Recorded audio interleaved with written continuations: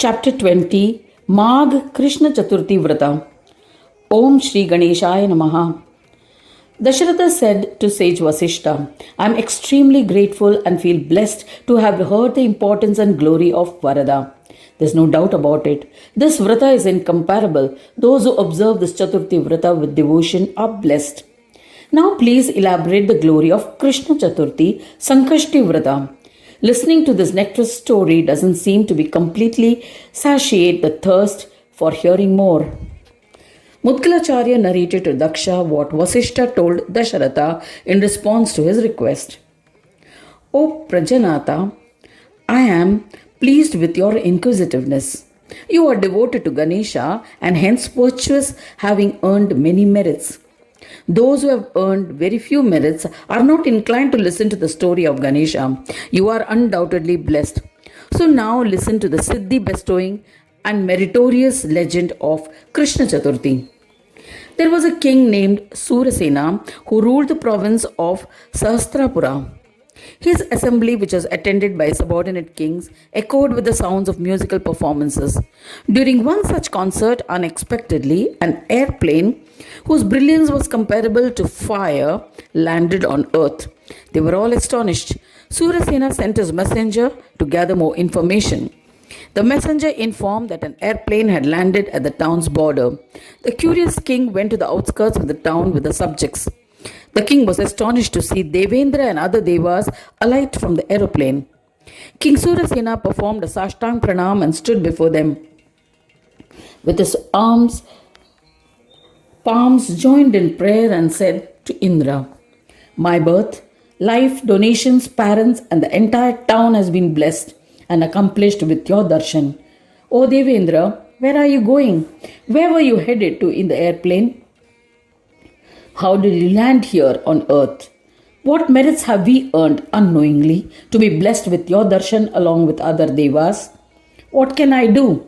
Please command me.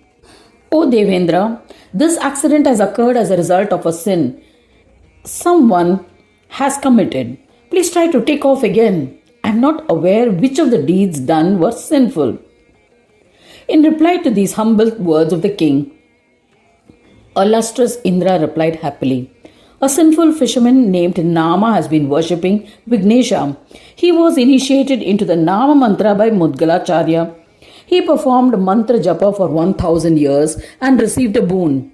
He was bestowed with the status of an eminent Brahmin and a trunk has sprouted from his forehead between his eyebrows. That Muni is now well known as Brushundi, a profound devotee of Ganesha. By his darshan, one is liberated from the cycle of life, death and rebirth. We are on our way back to Swarga after taking his darshan and performing his puja. But a leper belonging to the Vaishya caste looked at my Vimana in your kingdom and it landed here. This is the evil effect of his evil deeds. Now the only way we can fly once again is when a devotee who has earned merits by observing the Sankashti Chaturthi Vrata transfers those merits to him. In spite of all attempts, no one will be able to fly the plane. There's no doubt about it. Just then there arrived another extraordinary and incredible Viman in which were seated Dutas of Ganesha. There was a wicked woman from his town who was blind and suffering from leprosy. Her body was infested. She emitted a foul stench and pus and blood oozed from her wounds. She was surviving on alms. The day was Krishna Tritiya of the Pausha month. Towards the end of the night, she consumed alcohol. She was intoxicated and slept. On the next Tithi of Chaturthi, she awoke at moonrise. She was hungry and so begged for food. She did not get any alms and starved. On the next day of Panchami, she died. Unknowingly, the sinful wicked one had observed the Sankashti Vrata, which bestows punya and liberation. Hence, the second plane, Vimana, had arrived with the Ganesha Dutas to transport her to Swanandaloka. The winds that had blown over the wicked woman had diffused over Indra's plane. The holy winds set Indra's plane into motion. Seeing this miracle, all devas and munis were astonished. They comprehended with their divine intuitive vision and explained it to the king. The king offered obeisance and Devraj Indra proceeded to Swarga. The bemused king also returned to his palace. He invited me and paid his respects. I explained the rituals of observing Sankashti Chaturthi Vrata and advised him to observe the same. He observed as explained the Vrata on the Tithi of Angaraki Chaturthi that followed. He observed the auspicious Vrata on the Magha Krishna Chaturthi, and Panchami he performed Puja of Ganesh. While performing puja, once again a divine airplane arrived suddenly.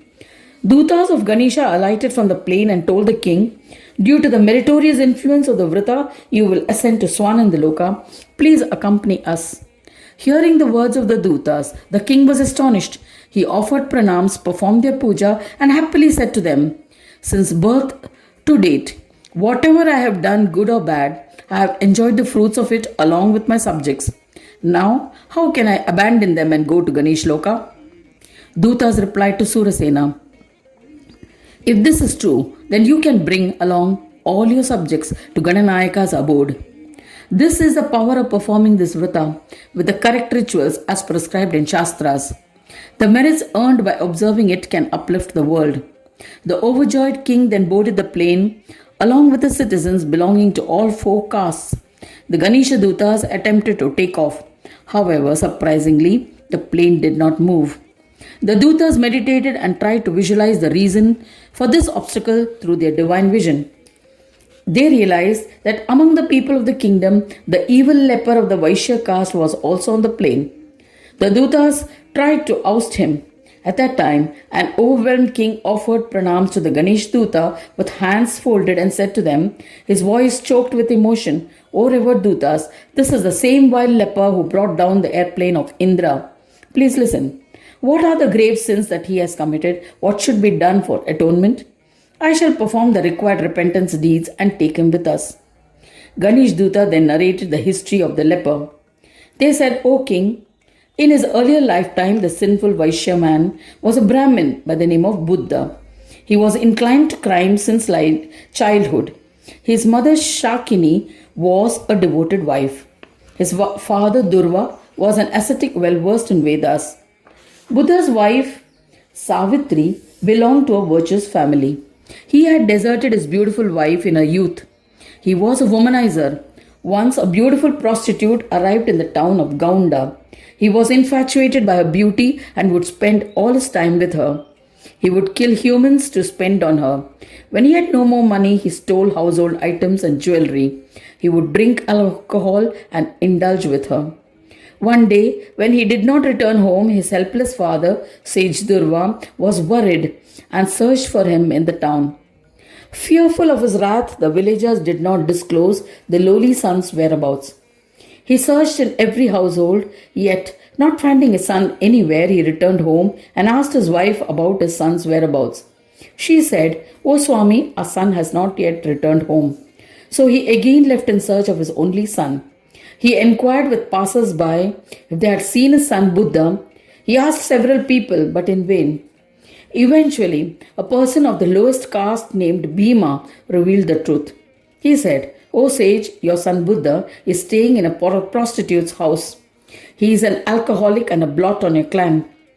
"O sage, what more do you wish to know about his whereabouts?" Hearing about his son's behavior, the sage was shattered. He went to the house of the prostitute and saw his inebriated son. He said to his son, "Your behavior is inappropriate. You are intoxicated and with a prostitute. I wish that you die immediately as you are deserving of hell." A son is the one who saves his father from the hell named Pun. But you have pushed us into hell. I curse the day you were born as my son. When the son heard these harsh words, he was enraged. He repeatedly kicked his father. When he hit him on his vital spot, the aged father succumbed. He threw out the dead body of his father. The following morning, Buddha returned home. Seeing him, his worried mother asked lovingly, "Where were you the entire night?" "O son, your father has gone in search of you. You must go and search for him before taking a bath." When she repeatedly requested him, he was agitated, and the heartless and cruel son hit and shattered her head with a stick. She died instantly. He threw her body out of the house and returned to the prostitute as if nothing had happened.